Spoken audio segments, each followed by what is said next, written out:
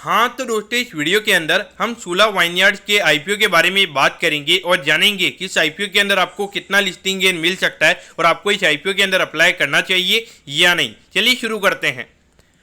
तो देखिए, सबसे पहले हम ये जानेंगे कि ये कंपनी क्या काम करती है। तो देखिए, ये जो कंपनी है, ये कंपनी 2003 में ये कंपनी स्टार्ट हुई थी, यानी कि ऑलमोस्ट 18 से 19 साल ये कंपनी को स्टार्ट हुए हो चुके हैं। तो देखिए, ये जो कंपनी है, ये कंपनी इंडिया में सबसे ज़्यादा ये वाइन प्रोड्यूसर हमें यहाँ पे ये कंपनी नजर आती है, यानी कि इंडिया के अंदर सबसे ज़्यादा वाइन ये कंपनी प्रोड्यूस करती है और सबसे ज़्यादा वाइन भी इंडिया के अंदर ये कंपनी सेल करने का काम करती है। तो देखिए, ये जो कंपनी है, ये कंपनी बहुत सारे जो ब्रांड्स है उसके अंडर में ये कंपनी ब्रांड को डिस्ट्रीब्यूट करने का काम करती है। अगर हम कुछ ब्रांड्स की अगर हम बात करेंगे तो देखिए, RASA फिर डिंडोरी, तो ये 2 ब्रांड्स को ये कंपनी डिस्ट्रीब्यूट करने का काम करती है। फिर उसके अलावा अगर हम देखेंगे सटोरी, मडेरा, डिया, तो ये सब प्रोडक्ट को ये कंपनी सेल करने का काम करती है। और वहाँ पे जो फ्लैगशिप ब्रांड की अगर हम बात करेंगे तो वहाँ पे सूला जो कंपनी का नाम है वो वहाँ पे लिखा हुआ रहता है। अगर हम कंपनी के मेन बिजनेस को अगर हम बात करेंगे तो यहाँ पे 2 कैटेगरीज के अंदर मेन हमें कंपनी का बिजनेस नजर आता है। सबसे पहला बिजनेस है वो ये है कि यहाँ पे वाइन को प्रोड्यूस करने का बिजनेस हमें यहाँ पे कंपनी का नजर आता है। और उसके अलावा बाहर से भी जो वाइन्स वगैरह रहती है और जो स्पिरिट्स वगैरह रहती है वो कंपनी इंपोर्ट करने का काम करती है और इंडिया के अंदर उसे डिस्ट्रीब्यूट करने का ये कंपनी काम करती है। उसके अलावा अगर हम देखेंगे तो इनके जो कुछ वाइन वाले जो टूरिज्म वाले जो वेन्यूज़ हैं उसे भी ये कंपनी ऑपरेट करने का काम करती है। जिसके अंदर अगर आप देखोगे जो वाइनयार्ड के रिसोर्ट्स होते हैं और उसके अलावा जो टेस्टिंग रूम्स होते हैं तो उसे भी ये कंपनी ऑपरेट करने का काम करती है। अगर हम देखेंगे तो लगभग अभी कंपनी 56 लेबल्स के वाइन टोटल ये कंपनी बनाने का काम करती है, जो काफ़ी कंपनी बनाने का काम करती है। देखिए, 4 इनके खुद के मैन्युफैक्चरिंग फैसिलिटीज़ हैं और 2 कंपनी ने लीजिंग पे लिए हुए हैं, यानी कि टोटल 6 मैन्युफैक्चरिंग फैसिलिटी हमें यहाँ पे कंपनी की नजर आती है। यहाँ पे कंपनी लगभग 56 डिफरेंट टाइप की जो वाइन्स होती है वो ये कंपनी बनाने का काम करती है।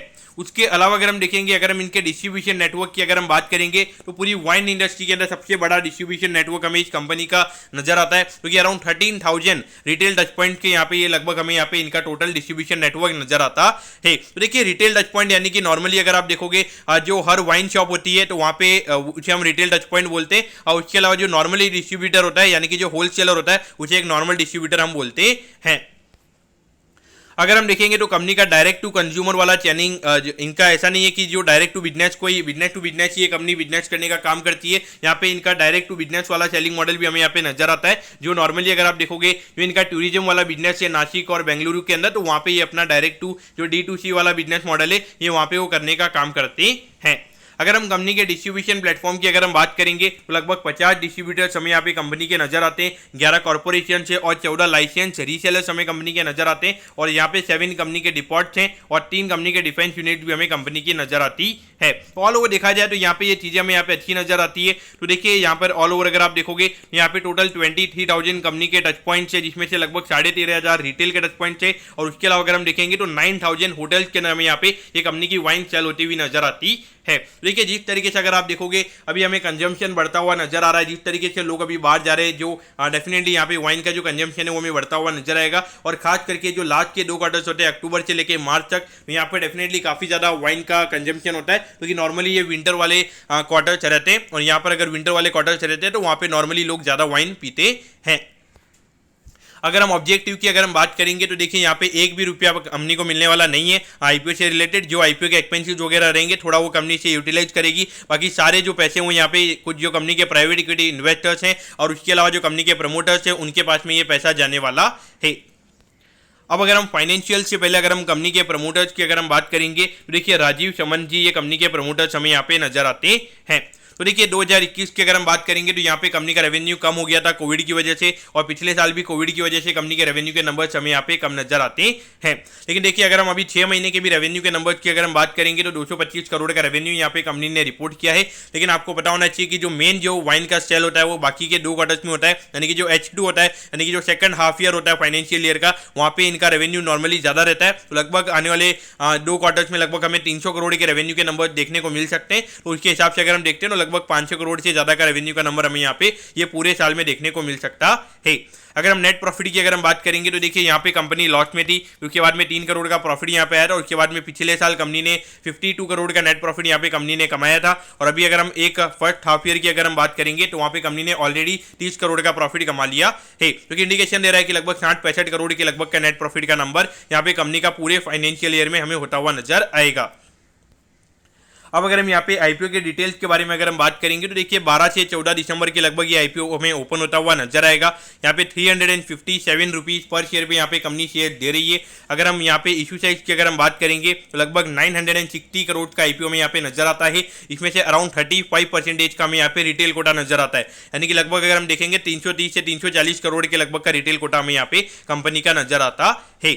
और अगर हम यहाँ पे मिनिमम लॉट साइज की अगर हम बात करेंगे तो देखिए 14,994 रुपीज जहां पर आपको लगेंगे अगर आपको कट ऑफ पे अप्लाई करना है, जिसके अंदर 42 शेयर्स का यहाँ पे लॉट रहने वाला है। तो देखिए यहाँ पे पूरा ऑफर फॉर सेल है और जिसके बारे में हमने ऑलरेडी बात कर ली है। अब अगर हम वैल्यूएशन के बारे में अगर हम बात करेंगे तो देखिए पिछले साल की जो कंपनी की अर्निंग्स है तो उसके हिसाब से अगर हम देखेंगे तो 54 के पी रेशियो पे यहाँ पे कंपनी का आईपीओ में आता हुआ नजर आ रहा है, जो कि इंडिकेशन दे रहा है कि लगभग 2,500 करोड़ से लेके लगभग 2500 से 2600 करोड़ के लगभग के वैल्यूएशन पे ये कंपनी का आईपीओ में आता हुआ नजर आ रहा है। और अगर अगले साल की अर्निंग्स अगर लगभग 60-65 करोड़ के लगभग होती है, यानी कि फॉरवर्ड पी की अगर हम बात करेंगे तो लगभग 40 से 45 के फॉरवर्ड पी पे कंपनी का आईपीओ में आता हुआ नजर आ रहा है। अगर हम नेट एसेट वैल्यू की अगर हम बात करेंगे तो 55 रुपए का नेट एसेट वैल्यू में यहाँ पे कंपनी का नजर आता है, यानी कि लगभग 7 टाइम्स के लगभग प्राइस टू बुक वैल्यू पे कंपनी का आईपीओ में आता हुआ नजर आ रहा है। अगर हम देखेंगे तो एग्रेसिवली यहाँ पे कंपनी ने पिछले कुछ टाइम से अपने डेट को कम किया है और इसीलिए मेरे ख्याल से कंपनी को कोई कैपिटल की रिक्वायरमेंट नहीं है, इसीलिए पूरा ऑफर फॉर सेल में यहाँ पे कंपनी का आईपीओ नजर आता है। अगर हम आरओसी की अगर हम बात करेंगे 20% का आरओसी है तो आरओसी का नंबर अच्छा है, लेकिन जो रिटर्न ऑन नेटवर्थ का नंबर है हमें यहाँ पे 11% का नजर आता है, क्योंकि जो नॉर्मली वाइन कंपनीज के ऊपर जो टैक्सेशन रहता है वो ज्यादा रहता है और इसीलिए हमें रिटर्न ऑन नेटवर्थ का नंबर इतना कम यहाँ पे नजर आता है। लेकिन जो आरओसी है वो ऑपरेटिंग प्रॉफिट पे कैलकुलेट होता है, तो ऑल ओवर अगर हम देखेंगे तो ये सारी चीजें हम अच्छी नजर आती है। लेकिन कहीं ना कहीं अगर हम वैल्यूएशन पॉइंट ऑफ व्यू से अगर हम बात करेंगे तो वैल्यूएशन यहाँ पे कंपनी के थोड़े से एक्सपेंसिव हमें नजर आते हैं। तो उस पॉइंट ऑफ व्यू से मुझे लगता है कि अगर इसी के साथ में अगर 2 आईपीओ अगर और ओपन हो रहे और वहां पर अगर वैल्यूएशन का थोड़ा इश्यू है और अगर आईपीओ का साइज भी बड़ा है तो कहीं ना कहीं वहां पे मार्केट में डिमांड थोड़ी सी आईपीओ की कम हो सकती है और कहीं ना कहीं मुझे लगता है कि ज्यादा लिस्टिंग यहाँ पे इस आईपीओ में आपको नहीं मिलेंगे।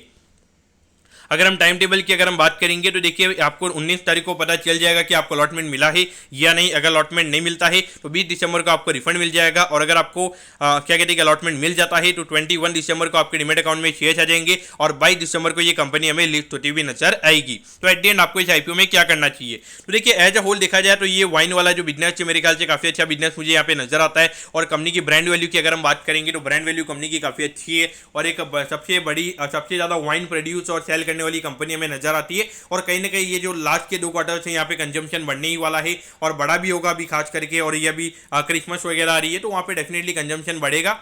उस पॉइंट ऑफ व्यू से मेरे ख्याल से देखा जाए तो long term point of view से ये बिजनेस मॉडल मुझे अच्छा नजर आता है। मेरे ख्याल से long term point of view से अगर आपको अप्लाई करना है तो आप यहाँ पे अप्लाई कर सकते हैं, लेकिन मुझे नहीं लगता कि यहाँ पर आपको कुछ 30-40% की भी लिस्टिंग आपको यहाँ पे मिलेंगे। हो सकता है अगर लिस्टिंग होती है तो हार्डली 5 या 10% के प्रीमियम पे अगर इंटरेस्ट अगर मार्केट का रहता है तो 5 या 10% के प्रीमियम पे लिस्टिंग हमें होती हुई नजर आ सकती है। बाकी मुझे नहीं लगता कि यहाँ पे कुछ 20% से ज्यादा की लिस्टिंग के उम्मीदें मुझे यहाँ पे नजर नहीं आती। और अगर मैं डाउन साइड रिस्क की भी अगर मैं बात करूंगा तो मुझे ये नहीं लगता कि 5 या 10% से ज्यादा के डिस्काउंट पे ये कंपनी हमें लिस्ट होती हुई नजर आएगी। तो मेरा ये व्यू रहेगा ज्यादा से ज्यादा 5% डिस्काउंट पे ये स्टॉक हमें लिस्ट होता हुआ नजर आ सकता है। और अगर मैं हाइयर अगर अपसाइड की अगर मैं बात करूंगा तो लगभग 20% के लगभग की लिस्टिंग इन पे ये कंपनी हमें लिस्ट होती हुई नजर आ सकती है। तो दोस्तों मैं होप करता हूँ कि सूला वाइनयार्ड्स के आईपीओ के डिटेल्ड एनालिसिस के बारे में आपको सब कुछ समझ में आ गया होगा। अगर आपकी कोई भी क्वेरीज है आप कमेंट कीजिए, मैं जरूर आपके कमेंट पर रिप्लाई करूंगा। ओके दोस्तों, thank you, have a nice day.